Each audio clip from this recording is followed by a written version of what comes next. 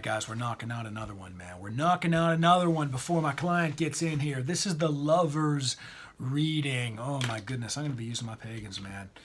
You maybe have seen the Hierophant spread with my pagans. Now I'm going to be pulling out these pagan otherworlds for the Lovers reading. This is 6 beautiful positions. These are the cards. I might actually lay them down in this position right here. I have only been drawing them face up one at a time, but I got to tell you, there's a lot of aspect of what's referring to what whenever you lay them down in that card position. So I'm going to do that. I'm going to do that, and we're just going to have to just see how things... actually, you know what? We're not going to use the pagans for that, because I'm going to lay them down in the positions of how they go in the little grid here. I'm going to pull out... Look at my little Jack Daniel case right there for all my beautiful tarot cards. I'm going to whip out my Pam's Vintage Tarot just because they look amazing. And oh, look at this. I got to get a new case. That just broke.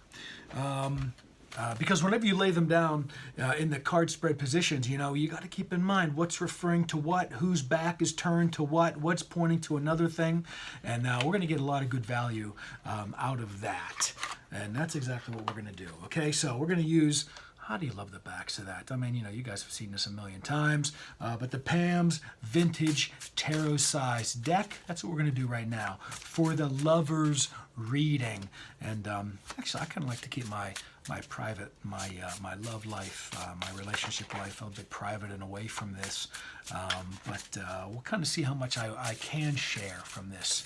So this may be a bit of a long blanked spread because I don't want to share too much personal information about my relationship because it's none of your goddamn business. I'm sorry, it just isn't.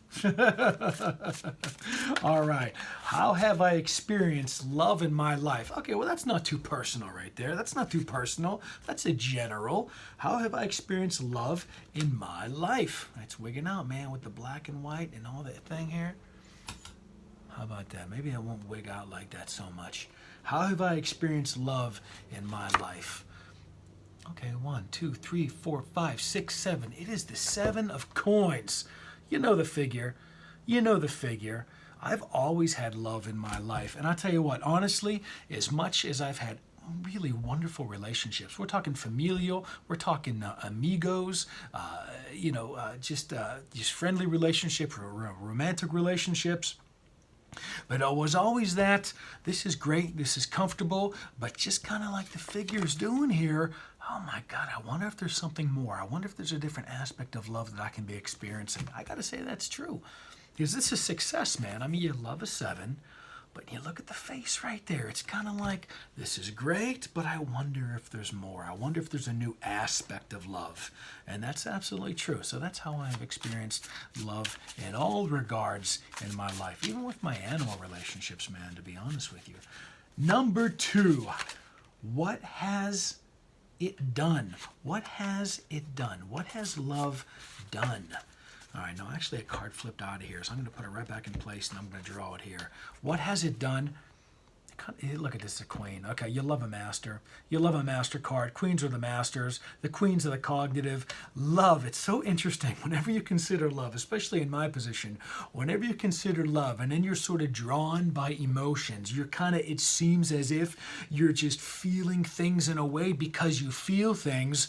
What love has done for me, this is such a magnificent card as a matter of fact, is to be able to identify the thoughts that are associated with that feeling of love. Okay, because we all have these wonderful associations with happy love relationships with, like I said, familial love, romantic love, platonic love. That was the word I was looking to find before. But whenever you really sort of break it down with this queen, I'll tell you what, man, what has it done? It helped me sort of narrow down that it's just not something outside of yourself. It's an internal process that causes the effect of feeling the love. And this queen has really helped me identify that every relationship that I feel love, or even in the relationships that I haven't felt love, it's all because of a mental process that's behind it due to the associations involved in that relationship. I'm cool with that, man. So I'm going to lay it down in the positions. I can kind of see a pattern that's developing right now.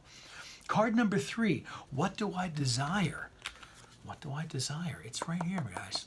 It's right here, God damn it. What do I desire? There it is. Well, that's what I desire. It is the Ace of Cups. That is what I desire. It's always something new with every relationship, even with the old relationships. Most of my old-time friends are from kindergarten, man. We grew up together since kindergarten. I go back to Pittsburgh. It's all the same people, man, since I've known my entire life. So what is I desire is always feeling this new, refreshed sense of positive emotion, even with old relationships, and certainly new relationships, new friends, and some of you peeps out there in YouTube land. So we're going to put that in position number 3 right there. That is what I desire. What holds me back? Position number 4. We'll find out right now. What holds me back is the reversed Lover's card. How do you love this again? If you saw my Hierophant spread, the Hierophant came in.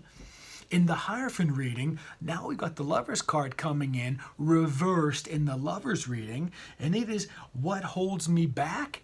Man, what holds me back is this. I mean, I don't even know what to say about this. It's just so completely appropriate.